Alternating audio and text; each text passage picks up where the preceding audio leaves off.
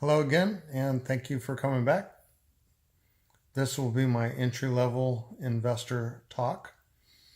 And the first thing I would recommend anybody to do is start following investments. That is, picking companies that you know, you like, you trust, companies that you're familiar with, like Walmart or Verizon or T-Mobile, Apple, whatever that you're familiar with, try to follow them. And how you're going to do that is first by following them with your mobile device. Download Yahoo Finance. I find Yahoo Finance is the easiest way to save investments to a watch list that you can follow up on a daily, minutely, whatever basis you care to look at them. But the key thing is to follow 5 to 10 investments so you know their characteristics, how they move from one day to the next. Once you have your watch list built up, you also want to go on Yahoo Finance from the website, and you want to add different watch lists that they've already populated, such as Warren Buffett or cannabis. There's different watch lists that you might find interesting. And once you add them there, of course, you're going to be signed into Yahoo from your computer and also on your device. It will automatically populate on your mobile app. So that's step one. Step two is I would recommend that you look up different things about investing through like motleyfool.com or MSN Money, where you get to know different strategies, what to look for, so forth. Then the third step is I'd recommend opening a brokerage account. And I wouldn't open just any account. I would open a free one with Robinhood.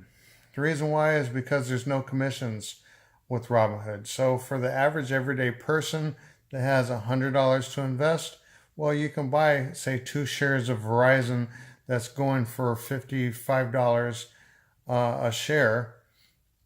With $120, you have a little bit extra, and you're not paying a commission. Because if you paid $5 to $10 a trade, you basically need that stock go from $55 to $65 just to break even. And stocks don't move like that in the matter of a month unless there's some serious news behind it. So you just can't expect it just to move like that. Some stocks do, some stocks don't. You just can't keep your expectations realistic. Then, let me back up a second. We don't want to use Robinhood if you have big money and are looking to be an active day trader.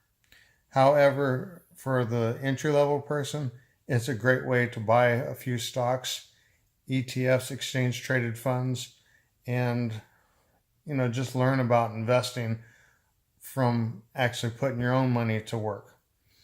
Then you also want to duplicate your watch list on Robinhood so you can follow the stocks on Robinhood, which is an authenticated site. So you have to log in with a password or with a fingerprint, however you set it up on your mobile device.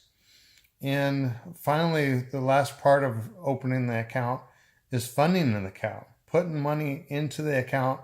We call this your mad money, because this money won't go to zero unless you buy, let's say, a risky option and just hold it until it goes to zero. So this mad money, this is the money my dad used to talk about. He had stored in the back part of his wallet. He'd share with me if I really wanted to buy something like a radio or something. Here's $40.